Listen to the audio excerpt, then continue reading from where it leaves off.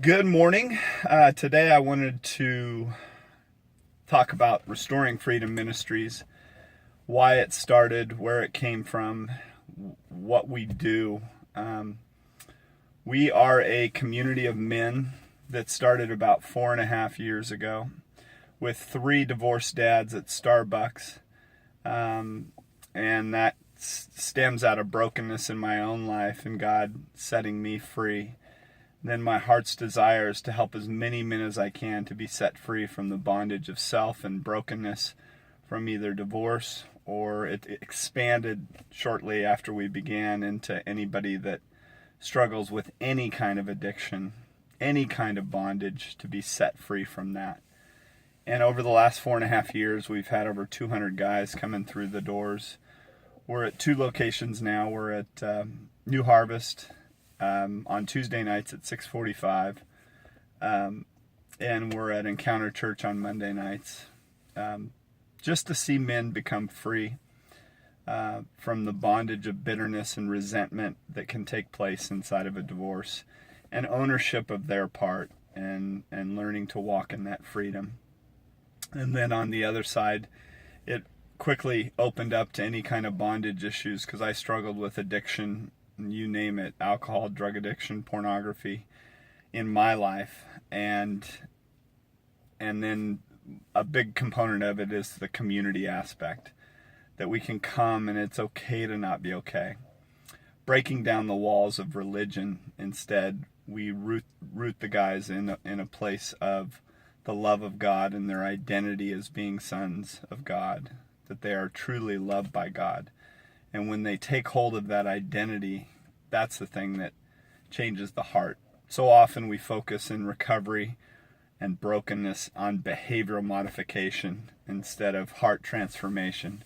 But when we know who we are, when we know that we're loved by God, that's the thing that sets the man free. So that's where my heart was in the beginning. I tasted that freedom. 15 years ago, I started my walk with God, and I was settling for a compartmentalized Christianity, because at the center of that was still me. I was wanting to get from God and not submitting my life to God, and experiencing a kind of a self-centered, compartmentalized Christianity that I think a lot of people settle for. We have a beautiful thing that happens inside those meetings. There's this thing that it's okay to not be okay. There's a transparency. There's a freedom. The Christian veneer is taken off. That's one thing I noticed in my early Christian life, was there was that veneer. A lot of times people had a hard time being transparent with their struggles. But if you think about it, it's not our good works that gets us in.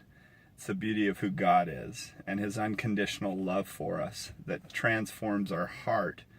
And that's the thing that sets us free. That love draws us in. It says the love of God compels us to change.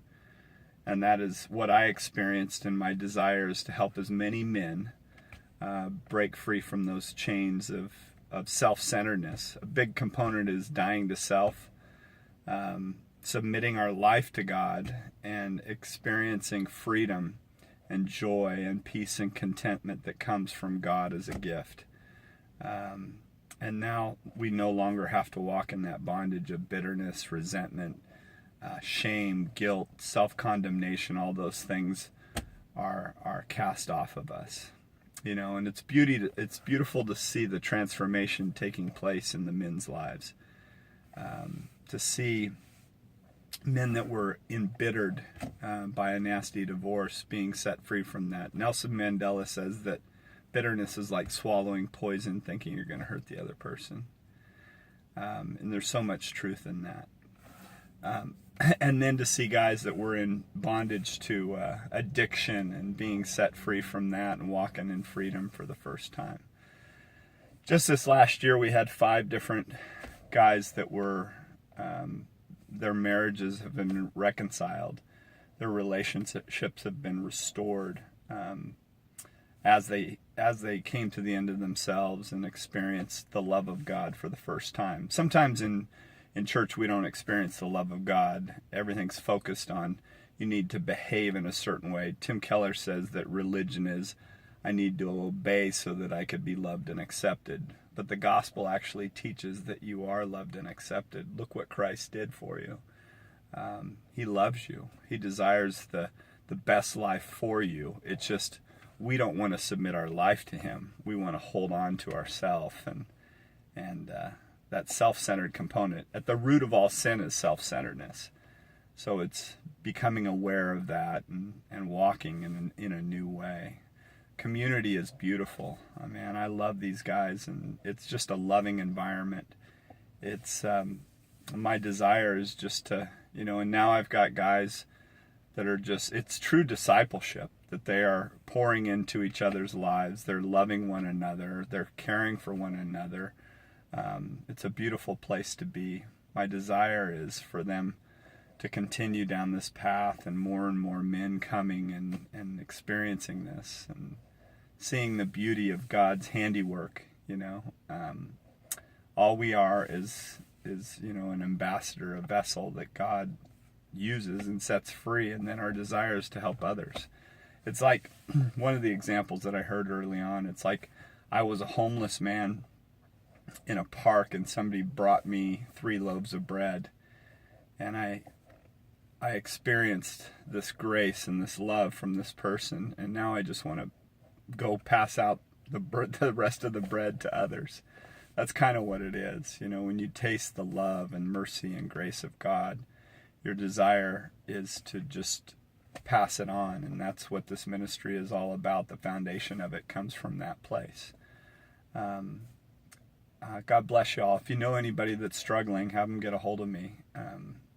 Love you. Bye.